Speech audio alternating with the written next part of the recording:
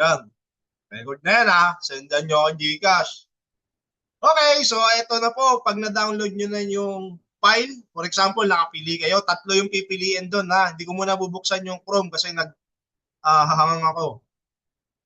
Pag napili na kayong tatlong image, syempre unahin yung una na pinili nyo. So ito yung sample natin na na-download. Ito. Okay, so yan, kung mapapansin nyo, color by numbers. Pero bago nyo makulayan yan, kailangan makapag-trace muna kayo ng linya na yan. So magke-create kayo ng sarili nyong lines using Adobe Illustrator. Okay? So mag-open ng AI tapos kuha na lang nito ng letter size. Okay, so pag nandyan na, import nyo na by dragging and dropping. Tapos, i-resize nyo siya sa sakto ng artboard ninyo. Yan, nakuha. Oh, now, para hindi magalaw-galaw kasi magke-create kayo ng lines, kagaya niyan, nagmumove pa lang ako ng mouse, nagagalaw-galaw ko na. O, ano yung pwede natin gawin para hindi natin siya nagagalaw? Sige nga, ano yon? Anyone? Para hindi po natin kasi kapag mag-start na, for example, magke-create ako ng rectangle. Tapos, imumove ko yung rectangle, pero nagkamali ako. Ayan, nagagalaw ko siya. So, anong way para may steady lang natin siya? Bilong yung questions ko. Anyone? Sige. Ilalak po. Okay, so ilalak by uh, clicking this toggle icon na lock dun sa layer. Gagawin natin. So, pag ganyan, hindi na natin siya pwedeng ilock. Ay, hindi na natin siya pwedeng galawin. Okay. So, since na po yan po yung ating layer 1, mag-create na lang tayo ng another layer. Mag-add tayo ng new layer. O, para yung mga shapes or lines natin na gagawin, hindi to papasok sa layer 2. Okay, o, pwede natin i-rename para hindi natin maguluhan. Bakit?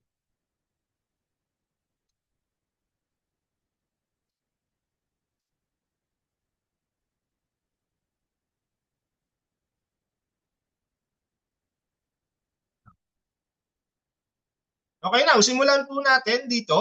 Ang unang gagamitin po natin dito mostly is yung ating line tool. So pag sinabing line tool, dito po tayo pupunta sa tool panel natin. So create lang natin to. Ito, pen tool pala, sorry. Pen tool po yung ating gagamitin mostly. Pero pwede rin kayong gumamit ng circle, kagaya niyan, may nakikita kayong circle. Okay, so naunahin natin, it depends sa inyo kung anong gusto nyong unahin i-trace.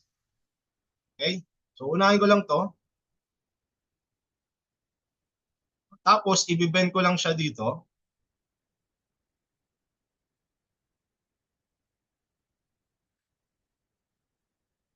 Tapos, make sure na napanood niyo yung demonstration ko sa paggamit ng pen tool. Meron yon na recorded. Posibleng wala. Tapos, para mawala itong handlebar na to, ito lang, i-click natin to. Left click lang sa gitnang anchor. Para yung handlebar, ito lang. Okay, tapos, mag-create ulit tayo ng curve lines dito. Yan. Tapos, mawala ulit. Left click lang natin dito sa anchor, sa gitna. Tapos, click natin ulit dito. Yan. Tapos, okay na ako dyan. Click ko lang din ito. Ay, kamali ako. Sorry. Ayan, para mawala yung handlebar. Tapos, punta lang ako dyan. Tapos dito. So, kung napansin nyo, hindi ko na sinunod yung lines na pa ganito. Okay, malalaman nyo bakit mamaya. Now, ang problema dito, meron siyang fill. Essential ba? Meron siyang fill color na puti, hindi ko na makita yung lines. So para makita natin yung lines, babaan natin yung opacity. Punta tayo dito sa panels, dito sa right side. Parang hindi na ata nakikita to. Dito kasi sa opacity. Okay, sa recording kasi nandito yung mukha natin eh. So baka pag sa record, hindi na nakikita tong panel. Bahala na. So dito pwede natin labuan yung opacity para maging transparent siya. Ayun.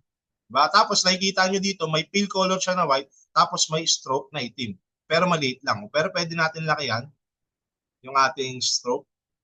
Ayan. Ba't kulay ito na? Sige, pwede na yan. Okay? So ito po yung ating nagawan lines. Now, sundin naman natin, ang kukunin ko naman itong shape na to. Okay, ganun ulit, line tool. Tapos, sobrahan ko na lang dito.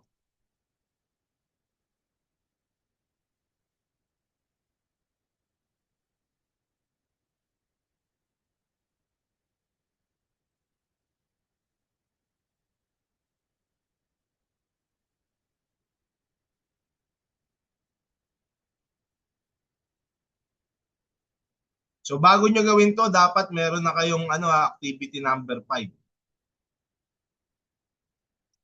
Kasi ayun yung parang practice ninyo para dito sa training.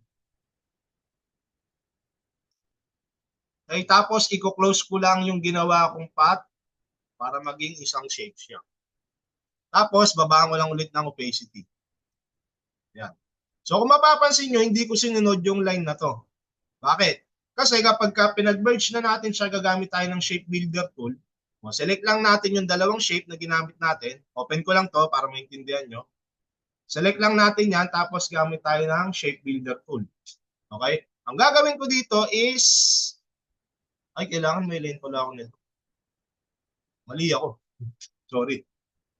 Okay, burahin ko lang ulit to. Buburahin ko lang to. Kailangan pala mayroong isang masusunod. Susundin ko pala dapat to.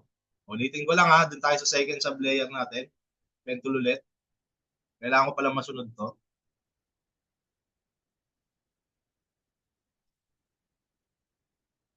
Okay.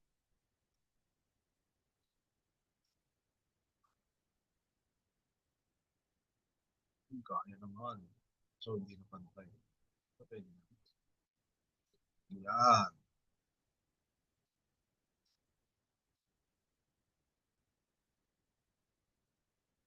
Close na natin. I-bend na lang natin yung lines. Yun. Okay na yan. Close path na. Opacity ulit. Baguhin lang natin. Para makita natin yung nasa loob. Tapos, select natin siya. Ito, pagsasamahin ko. Itong shape na to, bali magiging tatlong shape siya na nag-overlap. Okay? Pagsasamahin ko lang tong dalawa na to. Okay? Tapos, once na selected na yung dalawang path natin, gamit tayo ng shape builder tool. Tapos, i-merge lang natin to dito. Okay? So, paano mag-merge? Create lang tayo ng lines pa ganyan. Okay. So, yun na siya. Meron na tayong dalawang shape. Okay? Set aside po muna natin yan para at least makita niyo yung mga next. Next, ito naman, yung bilog. At dito, pwede na tayong gumamit ng ellipse tool kasi round naman siya.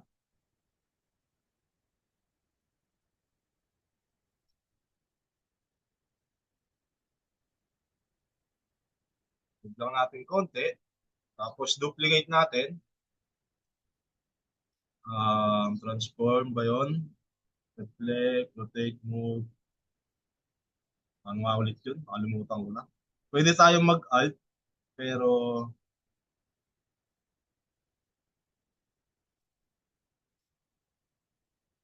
hindi pwede dito.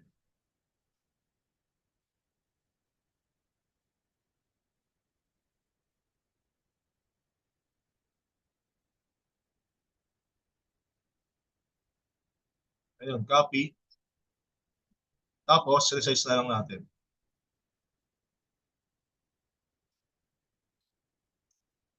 Ayun. Tapos, make sure natin na nauuna yung nauna natin ginawa. Shift, ano nga yun? Bracket. Alt pala.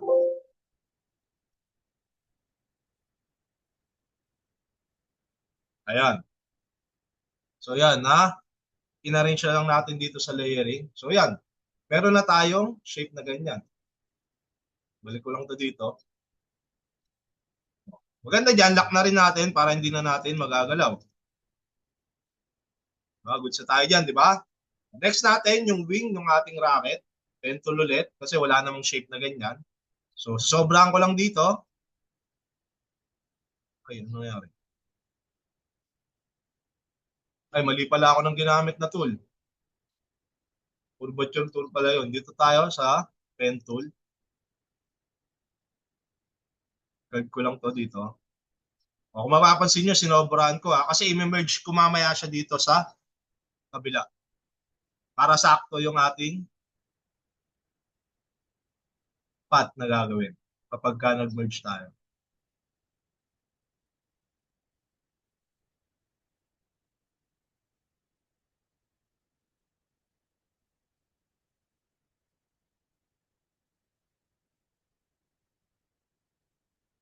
Tapos, close path na natin. Ayan. Tapos, i-merge natin siya. Kailangan ma-unlock natin to. Yun lang, bakit ko sinilak. Sige, ma'am. Hindi lang. Kasi na yung path na yan. Ito yun eh.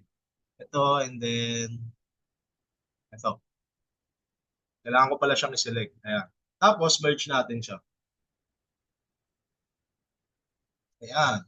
Isang tool na ngayon siya. Ay, isang shape na ngayon siya. Next, pen tool ulit tayo. Okay, kahit huwag muna natin yung ilang. Sobrang ko lang ulit.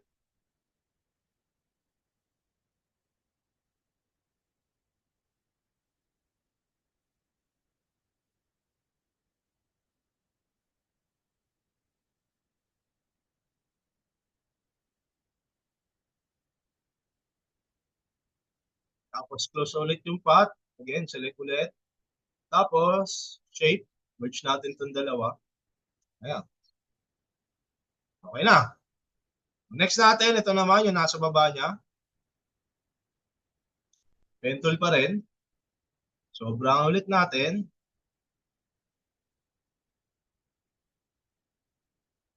At ito medyo malaki yung curve nito. Gawin kaya na lang din natin. Ganun din dito. Konting curve lang siya.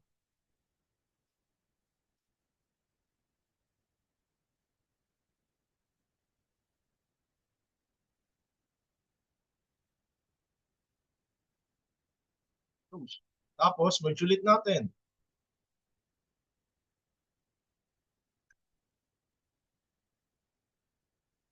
Yan. Para sakto. Then lastly, yung ating apoy. Sobrang ulit. Curve lang natin to.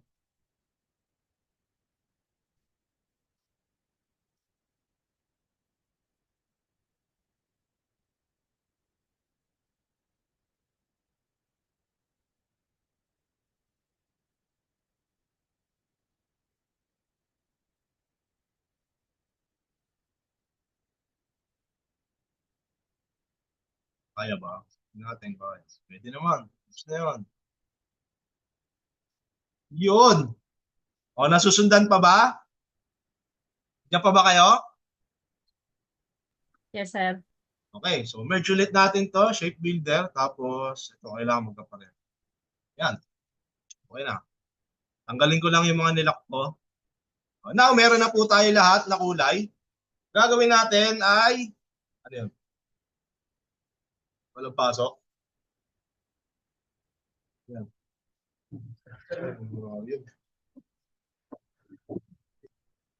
Ano? Ano ba yung pirma?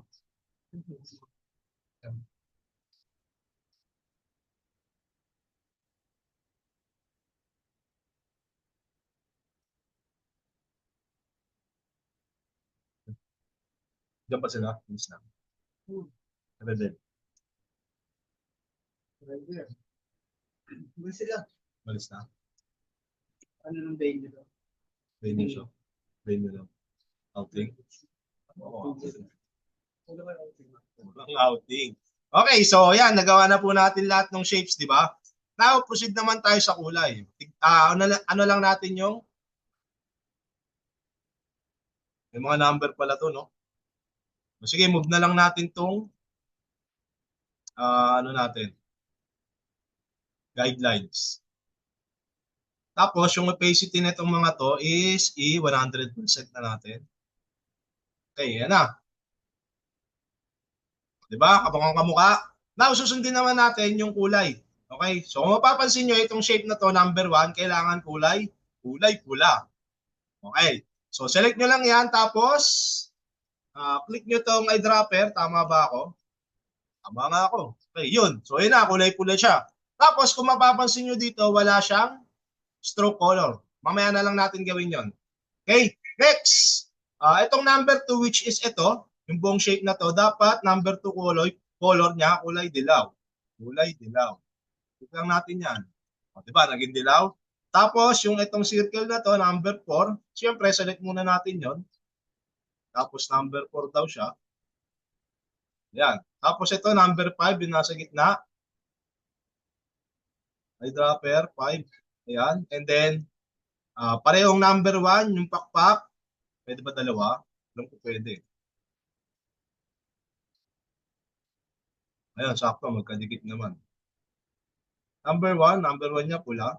Yun. That sinama ko na rin pala yun. Wait din.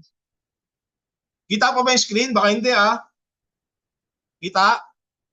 Kita po. Ayan. And then lastly, yung apoy, kulay dilaw.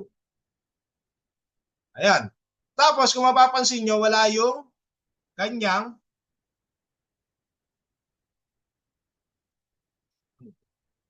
may naiwan. Kaya lang. May naiwan tayong lines. Ito yata yun. Delete ko na lang to, pareho. Ay, hindi. Saka mo yun. Ganun. Teka lang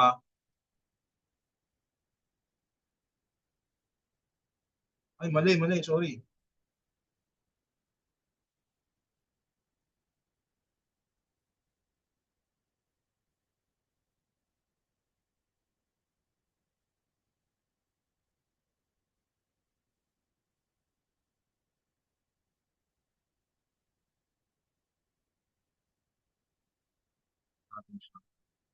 Teka lang, may naiwan lang ako. Gusto ko lang alisin. Pati sa kabila. Yun, okay na. May naiwan kasing tinga. Okay, so yan. So tama na siya ang gawin nyo. Kailangan lahat ng shapes na ginawa nyo may outline. Kasi pagka kinwalayan natin siya, nagiging wala yung outline niya. So paano natin siya lalagyan? Pwede yatang sabay-sabay. Tapos lagyan na lang natin ng black na outline. Yung stroke niya gawin natin. Medyo hindi siya pansin. Pwede na pala kahit 1 lang. O yan, pwede na kahit 1. Yan. Gusto na yan. Tapos, saka nyo na pwedeng paliitin to para magkasya sa papel. Ganyan nyo Tapos, isi-save nyo na ngayon yan as PNG. JPEG na lang. JPEG naman para maiba. Kahit saan nyo ipesto dyan, basta sa may kita.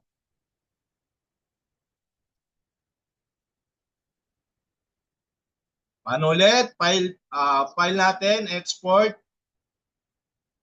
Export as. JPEG na kunin nyo huwag na PNG.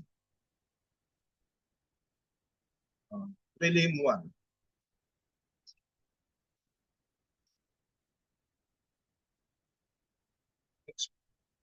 Bakit mo?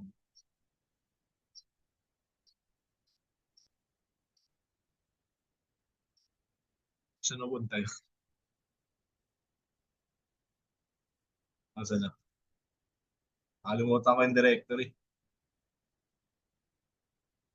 Day 1. Teka, hanapin ko lang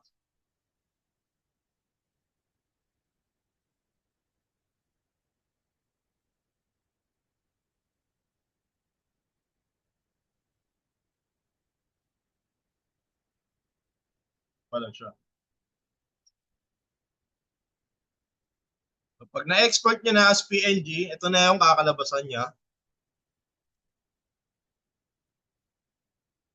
Okay, so yan po yung gawa ninyo.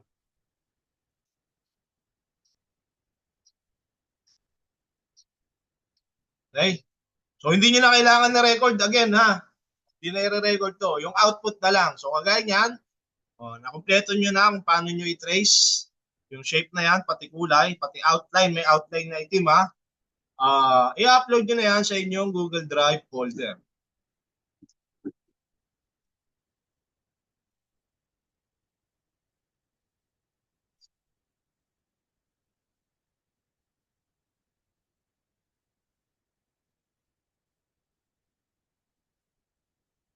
Saka nyo i-upload dito sa mga folder ninyo. Ayan na, nagang na naman. Nagbukas na ako ng ano eh.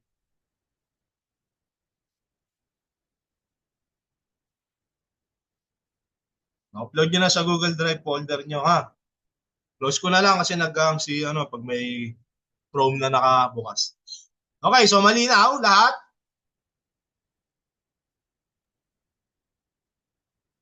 Malinaw ba? Nandiyan pa ba kayo? Yes, sir. Okay.